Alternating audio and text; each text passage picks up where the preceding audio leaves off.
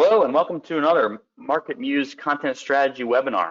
Today's is going to be called 10x Marketing Formula, your blueprint for creating competition-free content that stands out and gets results. And the topic and the deck we're going to walk through is really excellent. Before I introduce my host, a few housekeeping notes. On the right rail in most of your screens or in the widget box with GoToWebinar, that's how you can ask us questions. Ask us anything that we're talking about, anything you know about MarketMuse, about the company that we're about to talk about, which is CoSchedule. And we will get to them in line if they are associated directly with things we're discussing, or at the end in a Q&A session. If we don't get to anything and we get a pile up of questions, which we typically do, we will both respond to them via an email thread. So please ask away.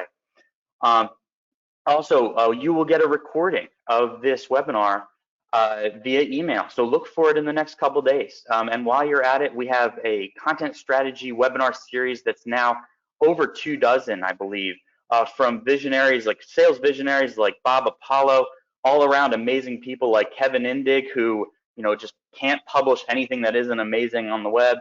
Google Analytics superstars like Andy Crestodina, really amazing, easily accessible webinars. And go grab MarketMuse's content strategy crash course, a free accessible post on our site.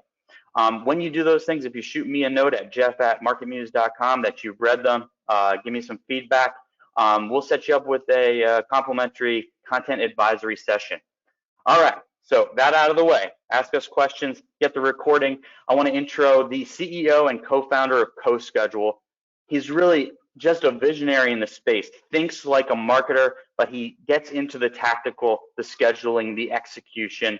Garrett Moon, thanks for joining us.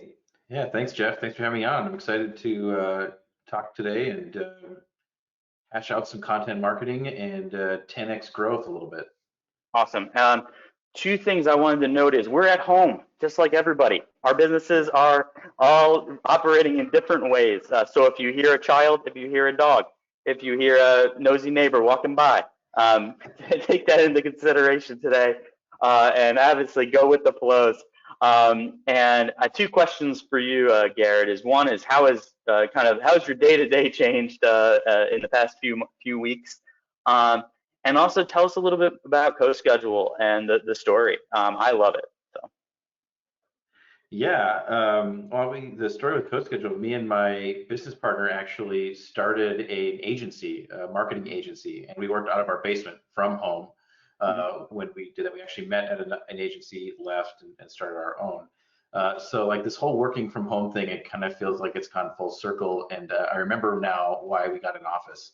A few years back and went that way. But yeah, so I was a designer and marketer. My business partner was an engineer, and we were building our agency using content marketing. Like a lot of folks out there, we were using social. We were doing consulting with our clients and customers on how to implement their own content and social programs. And there was all these, technical things that we wanted to be able to do, that we wanted to organize. You as a marketer, you feel like you've got tabitis a lot, right? Like you got 100 tabs open just to get one project completed. A lot of your work is spread out. Workflows over here, scheduling is over here. A lot of things are kind of happening. So our goal from the beginning was to start consolidating more of what the marketer was doing into one place. And really more than anything, that started to build around a calendar and the marketing calendar as sort of that that central place where any marketer, any person on the team can look, see what's going on from a strategic standpoint, like what we have coming up, understand from a workflow standpoint what's in process, where things are at, and then also, once it actually comes to publishing and executing the marketing strategy, when things are going to go live, what's going to be published, and bring all those together. There's a lot of tools out there that do workflow management. They'll manage your tasks, and there's a lot of tools that will manage your social schedule, your email schedule, but not really any that give you a place to see it all at once. So that was really our goal. We started with social. We started with blogging. We've added full project management, workflow management, and really we kind of think of CoSchedule as that first place that a marketer goes in the morning to understand what they need to do today, and how to execute on the strategy that they're working on. Yeah, and we're CoSchedule customers. Little mini plug, but along with a few other vital parts of our stack, it's one of them. And I think of it as akin to Drift and Mad Kudu from what we execute and work on as far as kind of like lightsabers for us getting stuff done. Yeah. One thing I wanted to mention is at the end of this session, you'll have a link for a free Kindle download or digital download of the book that we're going to talk a little bit about. But the one thing that struck me as we get into the discussion is, you really have both the strategic lens on building great high quality content. You're thinking about it strategically, but then also from an execution standpoint. And the first thing I think about when I'm thinking about the idea of competition-free content, which is I know something that you talk about throughout, is that competitive cohort analysis. It's the thinking about what is happening out there from my direct competitors, what's happening from publishers, what's happening from aggregators or people that may cross paths with me against a different audience. How does the methodology that you speak about often, how does that connect with what I was just discussing? Yes, I mean, competition-free content is really that marrying for me, like my role as a founder, right, and a business owner that's trying to manage business strategy, and starting to look and use that lens to look at what's happening with our marketing and our content.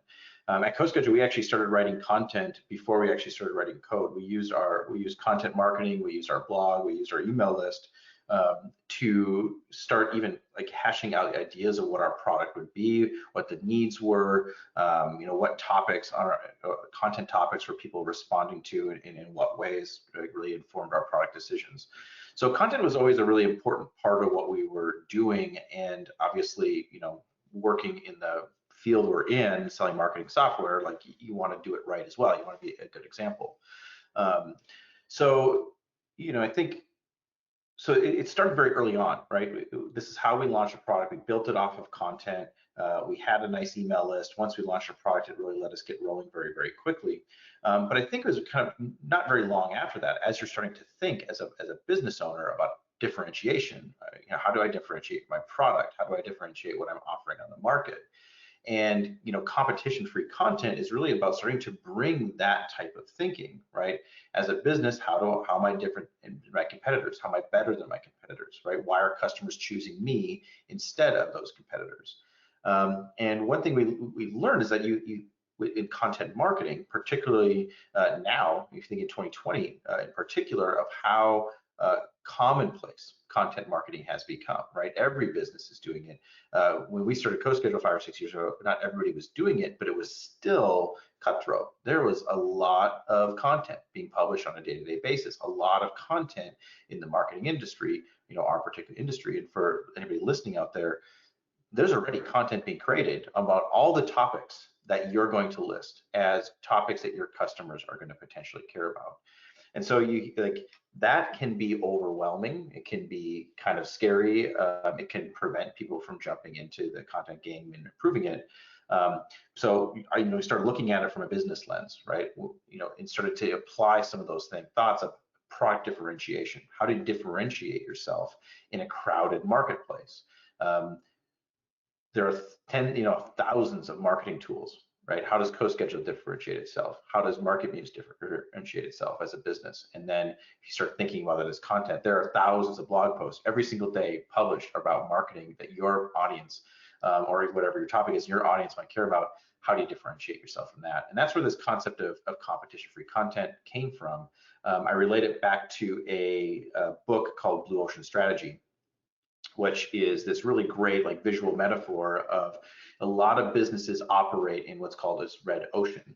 And the reason it's red is because it's bloody with competition, right? They're all doing the exact same things. They're all selling relatively the exact same thing, and they're kind of fighting each other with these cutthroat methods, and no one's really winning. The water's just getting bloody. And so you can participate in that, and you can do that, and in content marketing you can do that. But the alternate path is looking for a blue ocean, this opportunity for you to differentiate yourself as a company and as a business, and you're not participating in doing those things some way to kind of really sail ahead, and find bigger growth.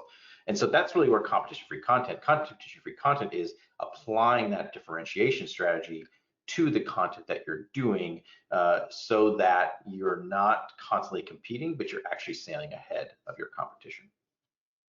Yeah, I think that that's really important. And so a couple of the nuance, and, it's something that we focus on, so it's woven together just with, the way that we talk with our clients and prospects. But it's to say, make sure when you publish content, it's equal to or better than all of your competitors, all the competitor types, but not just from the standpoint of comprehensiveness, not just from the standpoint of length, for example. Some people get mixed up on length. It's that you're exhibiting expertise in a way that nobody else is.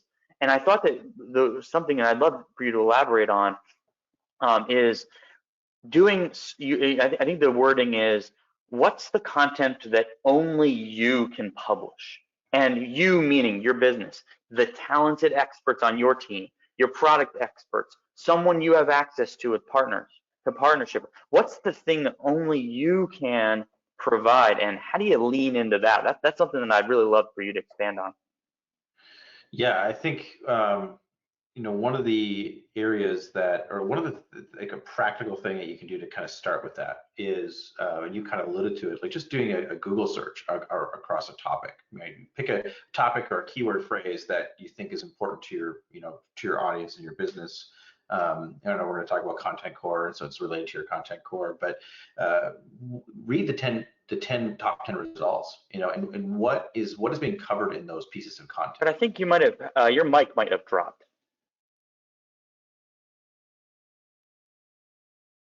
Thanks for sticking with us. We have a small technical difficulty in Garrett's mic, and we were talking about competitive landscape and how he walks through what's being answered, what's being reviewed when he's doing his competitive analyses.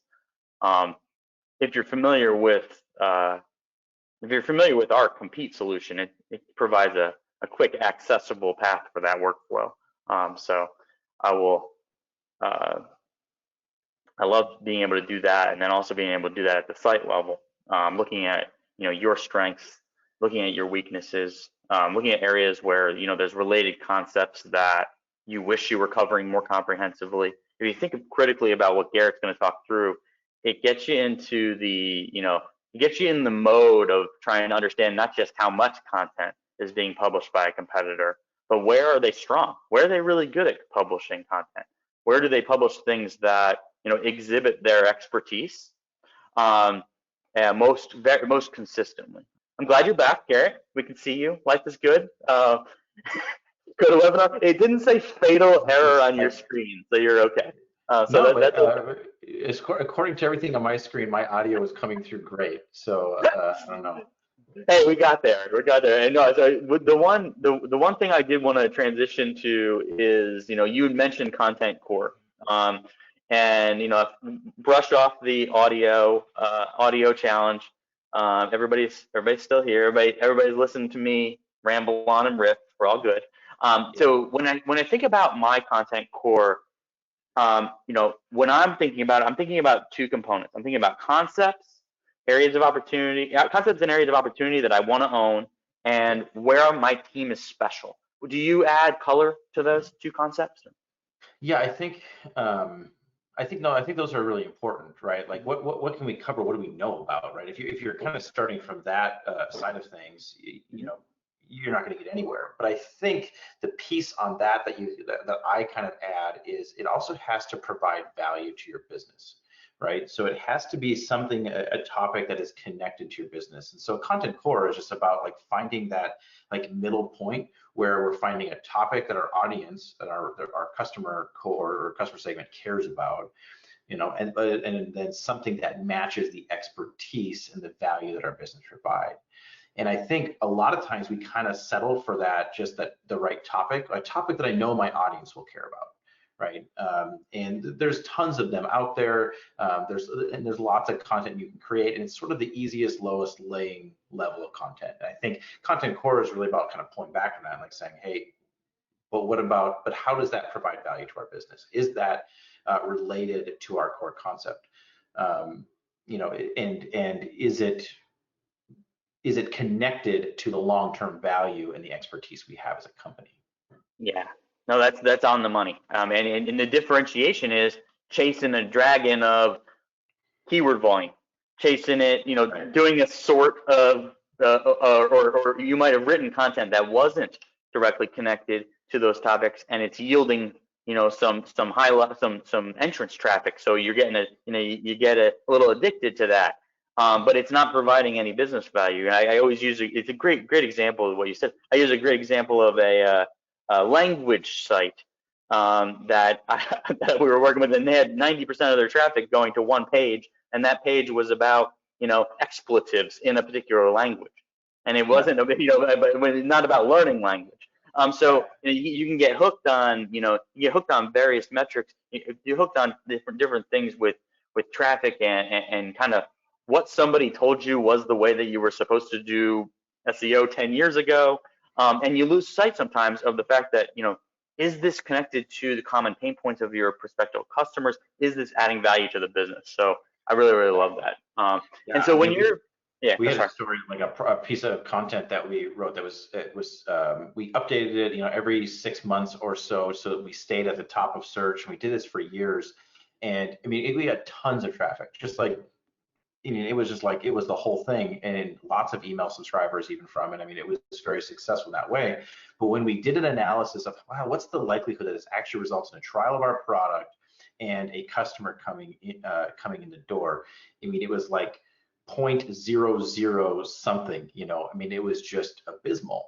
And it's like, well, how if we take all that time that we're putting into that post and added that up and put it into other content, because we have content over here that you know, it has double-digit conversion rates on certain keywords and certain topics. So yes, we were getting marketers in the door, but you know, to what end? It wasn't getting us anywhere. I've got a very tactical question that just came in that expounds on that, but I'm going to pause on it till the Q&A because it's going to get into the weeds. So thank you for the question.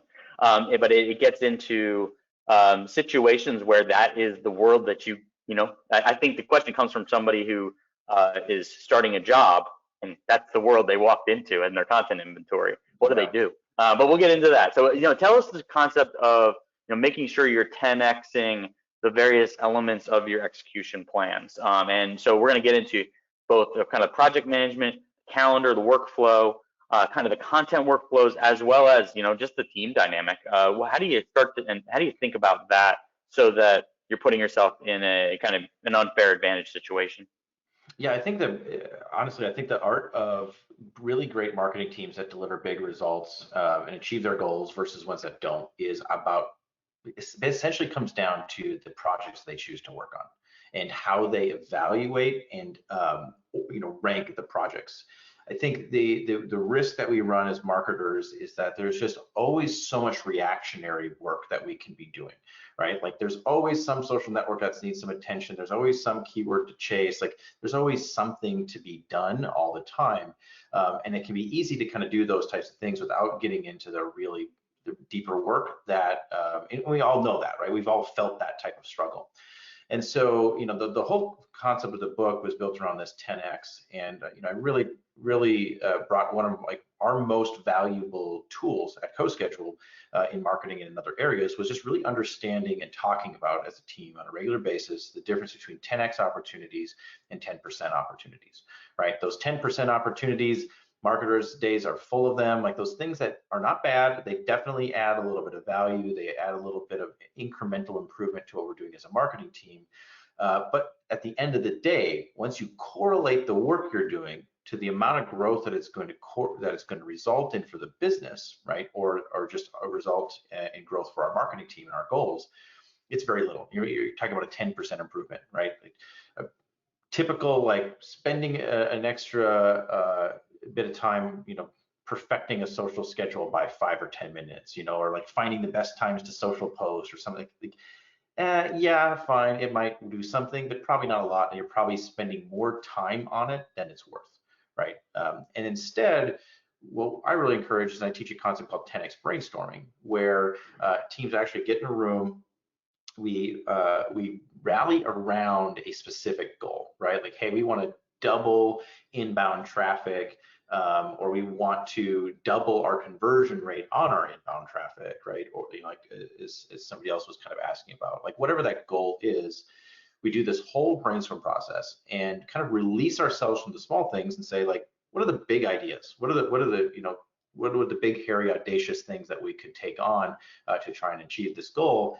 And then I have a process for helping eliminate some of the lower hanging fruit. We help, you know, we find ways to find certain projects that we can execute really well as a team, and eliminate some of the projects that were probably like are good ideas, but we don't really have the skill set to do really well. So it's really about finding the things that are most likely to result in 10x growth, right? Growth that can multiply your results by 10 times, right? We can go from 1,000 inbound visitors a day to 10,000 and so forth, and learning to prioritize more aggressively, really.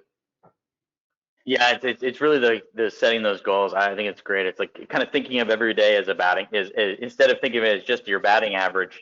It's thinking about really what's the project we all could be aligning to. We could all be focused on maybe one number.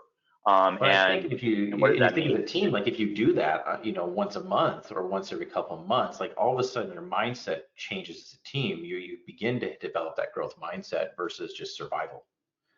Yeah, it's very product thinking too. I mean, very much, if you think about some major product management strategy for prioritization, it really starts to, I know at the end of the book, there's a reference of agile marketing. I think Andrea Fryrear, who also was a webinar guest, if you look up a recording, is a really good one. Yeah, sure, it's a good one. And she's mentioned, and thinking agile for marketing, and the way that you speak and the way that you're discussing this kind of project methodology really aligns with kind of product methodology. Whether it's Google's HEART methodology, which gets into retention and happiness, or any of the other frameworks. So I think maybe thinking about marketing more like more like a product is going to get you closer to finding these 10x things.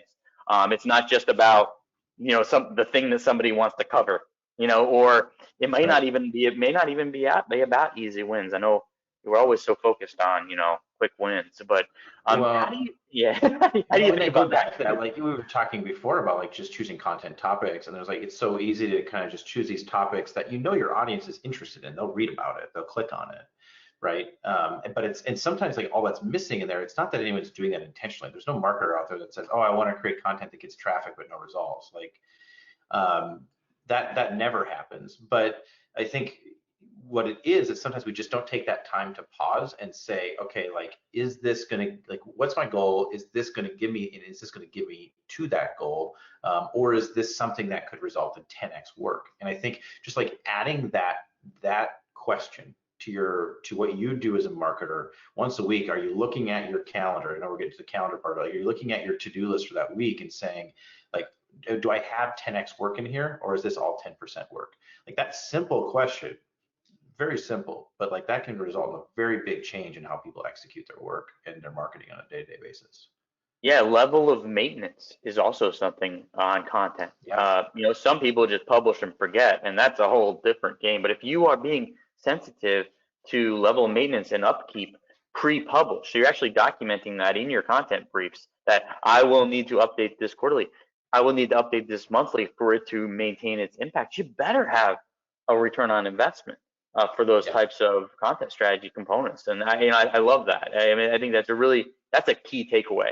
Is to say, make sure you've got update strategy, because if you're publishing stuff and forgetting, you're susceptible to competitive threats. You're also likely to lose. It's going to be out of date. You're going to lose over time.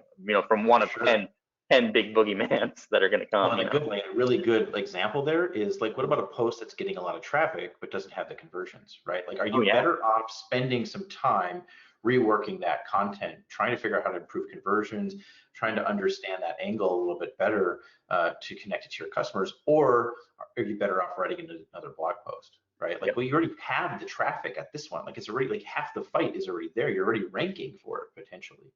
Yep. But you're so like reworking content was one of those wake up calls for us as a company that was like, we got all the traffic, we just gotta do better converting, and not just converting to our newsletter. We're always very good about converting to our email list, but about how do we position it at the right time then for the product itself, Yeah. and it made a huge difference in how we approached our content. Oh yeah, that's almost like a combination sales enablement challenge. Where is this in the life cycle, the buyer's journey, depending on your thing, and ensuring that it's going to, convert to some sort of key performance indicator. The last webinar actually that I spoke with Bjork Ostrom about that specific topic. I talked about when you have content that's out there and it's just out there in left field performing really well and it's not supported. I talk about it as it's an arm of your site. It's just one thing doing well and it's not really supported by much. Those are scary for people. People are scared to update those things. And so the question that was asked by the audience was, what do I do if I'm in that spot? It's building support structure, making sure when you publish, you've got clusters of content and support. You're covering the whole buy cycle so that you'll be more willing to focus on conversions, just like you said. And that, if you just get lucky and this one page is doing well, you've got a lot of work to do before you might look to optimize. So we have such a tendency to overvalue that attention, right, on that traffic, right? Like traffic that, and that's one of the things that as a CEO operator that I've said to the team before. Well, so what? Like, we get a lot of traffic. I don't care. Like, I got no customers because what do I care? And at some point, like, you have to make that shift. But I think when you generate the traffic, you're happy to have the attention, you're happy to have that movement.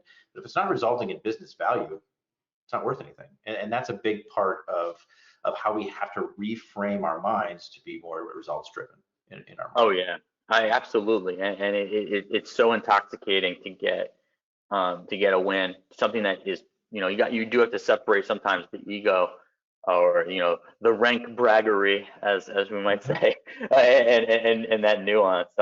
That's awesome commentary, and it's something to really think about. How many of your top performing, pages, how many of your the topics that you care about, how many of them are you actually covering well versus how many of them are lucky breaks. Just be real. Yeah. Make sure the mirror is as high fidelity as possible when you're doing a content inventory.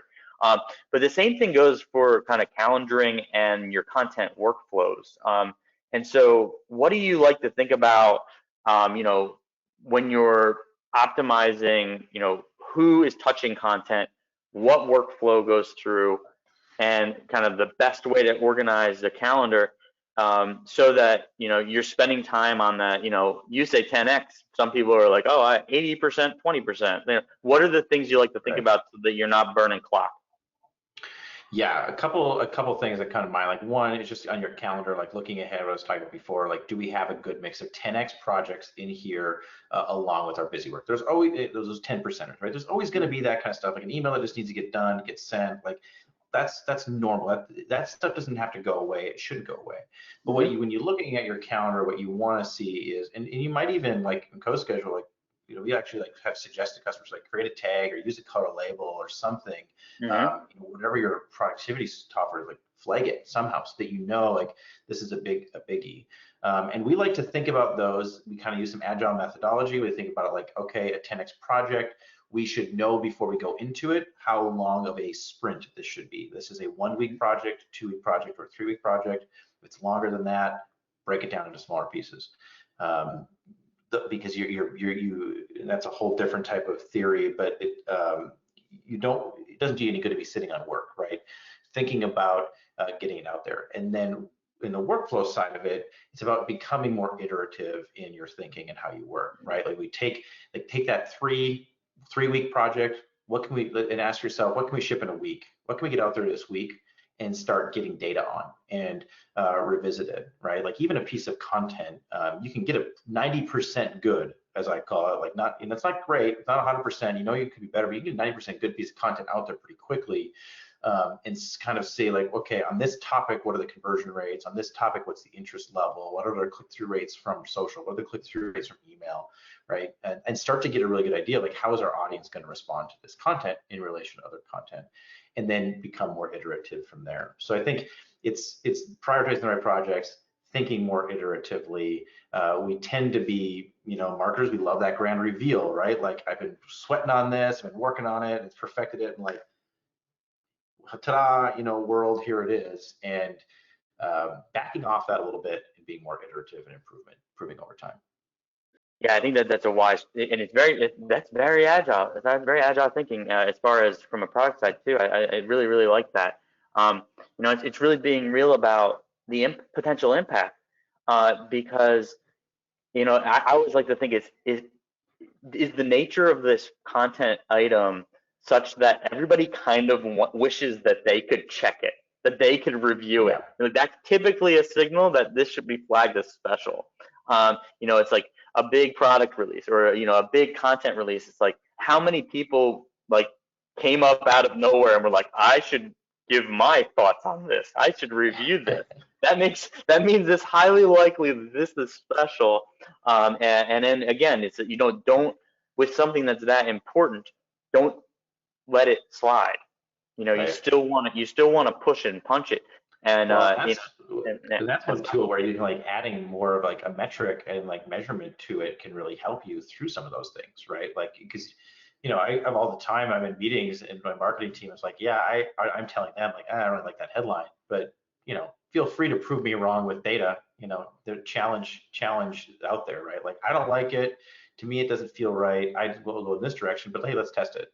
And I think like that's something too, like, you know, as you get into, you know, like even into text content, like improving content, improving the work, is thinking more about testing as just like a matter of course and defaulting to the data. Marketers often struggle with that, you know, this person over here wants it bigger, this person over here thinks it needs more pop. Like we've all heard these types of terms. And, you know, becoming a team that constantly goes to data and has measurement and is using measurement allows you to kind of abstract yourself from some of those types of things and just say, yeah, that's a good idea. We'll test it. We'll try it both ways. You know, and a lot of times that's a pretty satisfactory answer. And when you have a subject matter or someone who is just a wonderful writer, oftentimes those are not natural facts.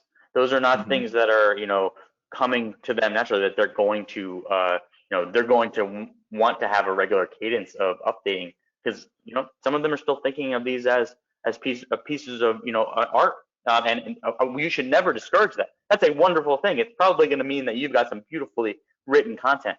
So it's also working with those personas, those team members, so that you're getting the most out of them. You may have somebody who's your brain trust but can't write well. You know, like just for one reason or another, they can't put themselves in front of a computer and get it out, or when they do, it looks like scribble scrabble.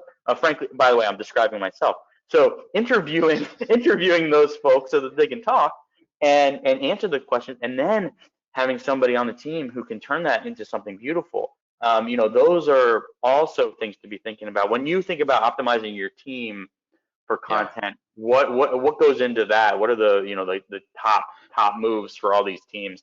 You know, because I have, you know, I've gone through this to think, you know, I've got an editorial lead who doesn't want to, you know, ever change their process. They've been doing this for 10 years and you know, they've got it. You know, how do you overcome those scenarios? How do you take advantage of, you know, people on your team that might not currently be, you know, executing at the level that you'd like?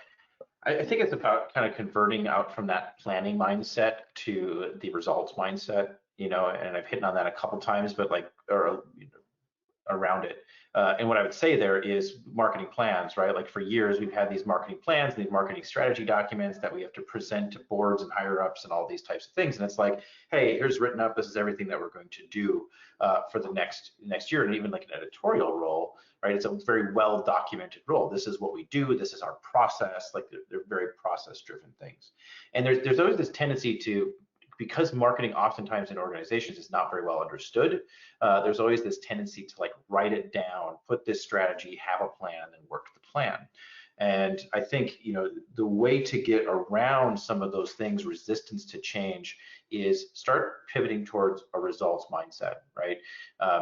We do a project kickoff document for all of the major things that we do, and you know, we cover persona, like who's this targeted at, like there's the strategic items on there. But one of the things we always look at is like, okay, what's the measurement? Like, what's the actual number that we're looking at going here? And some are harder than others in order to do that. But once you make that a matter of fact for every project you take on, it gets easier, and you get better tools in place to measure it. I talk a ton about this in the book, but like that number and that measurement can really change it from, hey, I get that you're really good at this, like you're an expert, but we want this thing to rank number one, and we want to be able to do it within the next 4 weeks because of this campaign that we have coming out, or this new product launch that we're doing. So we're gonna need somebody to kind of to work this content just right, and to keyword it correctly, and to do all these types of things. So here's what we want you to do, here's what we want you to do, this is the number and the result we're going for, and you're rallying around the result rather than around just the expertise or just the topic. Right on. No, that's it. It's those results, and it's, you know, sometimes it involves, you know, having people's key performance indicators driven by those things, but also it really, as long as everybody can agree on that goal, I think you can get there, and that's awesome. We're a little short, so I wanted to drive into some 10x social and email promotion concepts if we could. And those are like, really, what can you speak to from kind of taking this mindset for social, taking this mindset for email? And then we'll hop into some of these awesome questions that we have. So, yeah, I mean, lean marketing, agile marketing, like those types of loops are really what all three of these types of things have become about. But minimum viable marketing, I think we've all probably heard of like the MVP, the minimum viable product. This is a very common phrase that's used among startups. And you know, really what this whole concept is like build the most basic version of your software that you have in mind to start with. And for CoSchedule, to give an idea of how simple an MVP can be, for CoSchedule, an MVP was, we had a tool that let you schedule social messages, and we gave you a Google Calendar ICS feed. We built no calendar. There was no CoSchedule calendar. That's 90% of what our tool is now. We didn't even start with it. And we gave you this ICS feed, and that was like the initial version of the product. We started giving that to customers and letting them using it for free. And what we benefited from is just ideas. They started saying, hey, wouldn't it be great if we could do this? Hey, I would love it if we could do this. Or I'd do an interview with them, like, how are you using this, right? And what would you like to be able to do? And I think minimum viable marketing is starting to apply that concept to your marketing efforts as well, right? If you're going into a new keyword area, keyword you don't know a lot about, you know, our typical process is to come with a big list of keywords and start just tackling them one by one and publish new content, publish new content, publish new content. Minimum viable marketing might say, okay, well, let's in 1 week, in a time that we would normally target 3 keyword or 1 keyword, right? Let's do 3, and let's do 3 pretty decent posts around this keyword topic, build a little larger content topic, and then we can start to see what's the traffic like, what's the competitive landscape look like in terms of ranking for this type of content, how is our current audience responding to it, right? Looking at click-through rates, looking at conversion rates on the page. Like you're just starting to see what this is going to look like before you get in too far. And you know, marketers were executors, we're writers, we're creators, we're very good at executing, and so a lot of times we just jump the gun. We execute, and all I'm saying is execute a little bit. It's not about cutting standards, it's just about doing 90% of the work up front, measuring it, making sure your assumptions were correct, and then building on top of it, because you'll have better information if you test it. And social and email go the same way. Like best times to publish, best time to post, like just ship it, get it out there. Don't sweat it too much in the early days, but then make consistent changes and tweaks. Don't get yourself into a rut with some of those things where you're just running that plan, without kind of looking up and looking at the bigger landscape. Yeah, no formula. No formula for email structure, no formula for email templates, no formula for social that isn't updated should run for X period. Right. Like that's, you gotta always be improving. You see some, vendors and publishers who have sent the same email template for, 6 years, and that is it's a sin. Because Right. you could have been doing continuous improvement, even if you were just doing basic A to N testing on that.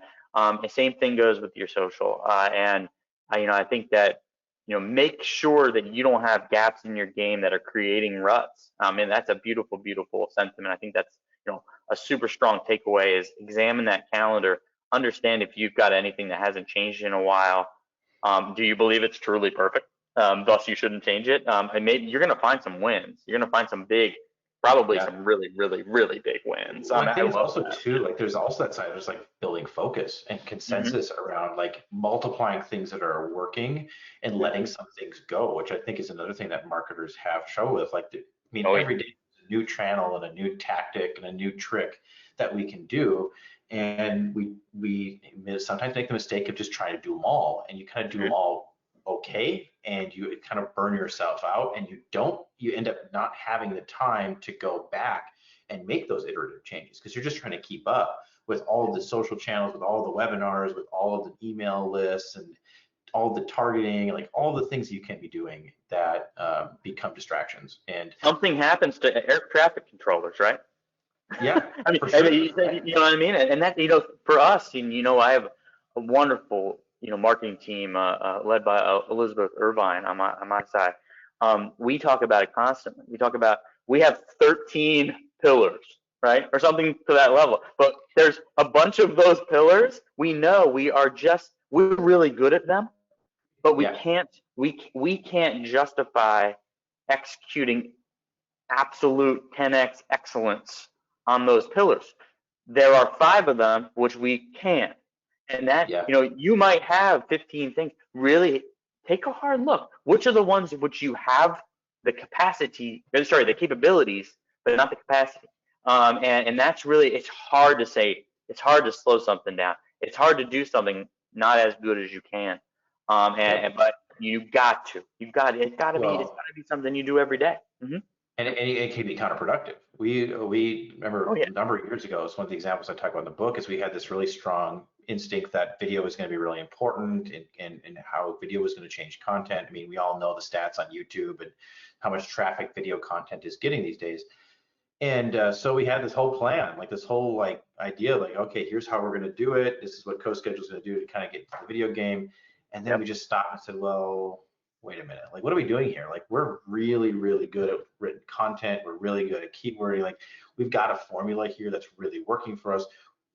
And, we ended up kind of putting a toe into video a year or two later. But for that time period, we just felt like, hey, there's more written stuff that we can maximize that we're not already. And that's a hard transition as a team sometimes to make, is being able to kind of just say, no, I got to cut it off. We can't go wider with our marketing efforts, right? We've got to go deeper, because Yep. that's where we're going to get more results. And at the end of the day, that's what marketing teams are hired to do, is give results to the organization that they work for. Yep. It's not to check off all the boxes of the T, and Right. it's really to make sure that where you apply your time, where you apply your energy, and if you're going to jump into something that requires long-term maintenance, make sure you're going to do it in an exemplary way. And I think that you've nailed that really well in the book. Okay, we got 2 questions, and I think that's what we're going to have time for. So awesome. 2 more questions. 3 more questions. Sorry, I missed one. But we're going to get to 2 of them at least. Okay, so the first, it's a very long question, so I'm just going to distill it. The listener has gotten some insight that they should focus a lot of their content, or some amount of their content, publishing to not to their audience, but publishing to channel with the channel publishing sources of high authority journalists or newspaper reporters as their target in order to generate backlinks. What do you think about that, Garrett?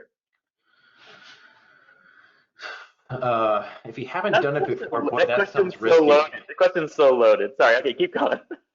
If you haven't done that before, boy, that's going to be a hard transition, right? Like, if you have someone in your team that's done it, like we talked about that, right? And they understand how that all works and how to do it. I think it's not a bad idea. And depending on your industry, it could be very valuable. But if you haven't done it before, you might be focusing a lot of resources away from stuff that you can do well and results where you can do, just chasing after the next new thing. And that's where I would be really, really cautious. I think we've done a lot of content at CoSchedule that we think of it as linkable content. A really good example is we have a marketing dictionary, a term dictionary, and we also do a marketing survey that we do every single year. And so we have these two areas where we provide data as a company, and they don't get a lot of inbound traffic necessarily, but they actually provide really strong value for link backs. And I do in column and stuff like that, and I can include links to originally sourced data in those in columns all day long without them caring. And so there's lots of places you can do columns like that. So thinking maybe about content that's more linkable, not just searchable, would be one way to approach it. That might be more in the wheelhouse of what you're doing already.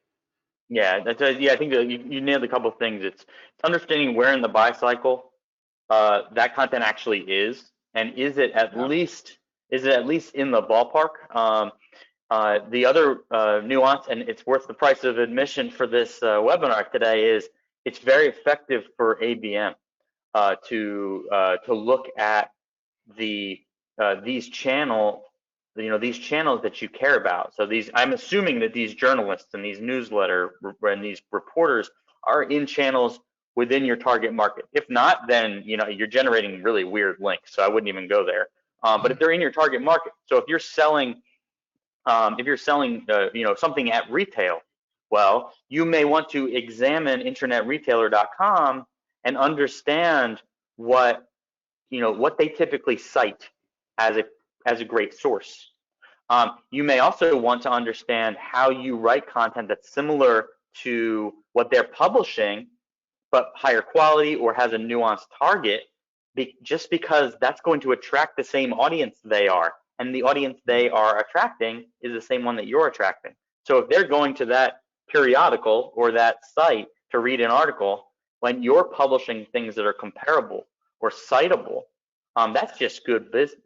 So I would really try to weave it into your marketing plan in general. If you're doing it for a lucky break or to support just a cold outreach campaign, like Garrett kind of mentioned, you're going to have a lot of scars and scabs because it's going to be brutal. It's just going to be brutal, and please outsource that because it's probably not going to give you the yield, and you're going to have, you'll have the scars to prove it. But maybe in your AMA, by the way, we have a Slack community, the Content Strategy Collective, that please join. There's a link in the show notes and in the chat. Garrett's going to be continuing this discussion, getting into anything that we don't mention in there, and maybe we'll get into a few questions about ABM and how we can better market for specific target lists. Cool. Last question that we're going to have time for. If you have a content item that if you have a content item that isn't well positioned, isn't up to date, but you're a little bit scared to update it, what should you do in those situations? Because it's generating a lot of traffic is the assumption. So kind of tying on exactly. This will humble it. Figure out how many dollars it has contributed to your bottom line in the last 12 months. Right. And then tell me, right? And then you let that make the case for you, right? Like, and you just have to be, before you even do it, decide like, okay, what's a reasonable amount? Like, what does it need to provide in order to be worth it? And I would start with just saying, you just got to change it, right? You probably need to change it, and but make it about dollars and cents, and then see if it still matters. Yeah, I think yeah, exactly. And so use the business case for why you should even consider changing it. If there's any persons that are gun shy about touching it, build up around it. Build some content that you consider high quality on adjacent topics, on variants or user intent profiles that are within the same general space. That way, you're getting value. You're actually enhancing the overall site. You're probably going to be generating some pages that convert better than this one does, and then be more likely to have less of a net traffic impact. If that's what you're being measured on, than you would if you just like tweaked away today. So cool. Well, we did get another question, which I'm going to add in the AMA. So please, again, go to the Content Strategy Collective Slack group. But I really wanted to say thank you so much, Garrett, and download the 10x marketing formula. The Kindle version, it's at CoSchedule marketing-from-home. Download it for free. Don't buy it like I did. Download it for free. It's the COVID pandemic special. Like we actually made a bunch of our stuff free. My 10x book is free. Our Agile book is free. We got marketers are working from home, doing strange things. They got some time to learn, so we've made both of those things free, as well as a bunch of our courses on our academy. So that website gets a bunch of cool stuff. I love that, and we're such like-minded businesses. It's been a pleasure working on this with you, but we're doing the same thing with we did a content strategy crash course. It's really a thorough guide, almost a strategy guide for what you should be writing, what you should be updating. But you also there's a promo if you Twitter DM me, send me a note on LinkedIn, send me an email. There are some free promos for some of our offerings and for some upgrades if you are an existing client. But go check out our trial right on the site /welcome. Garrett _Moon on Twitter, Jeffrey _Coyle. We have the same Twitter structure nomenclature. You can't forget that. CoSchedule and MarketMuse. Thank you again, Garrett. It's really been awesome, and I'm looking forward to more questions in the Ask Me Anything in the community. Thanks again. Yeah, thanks, Jeff. It was fun. Yeah, really. Cheers.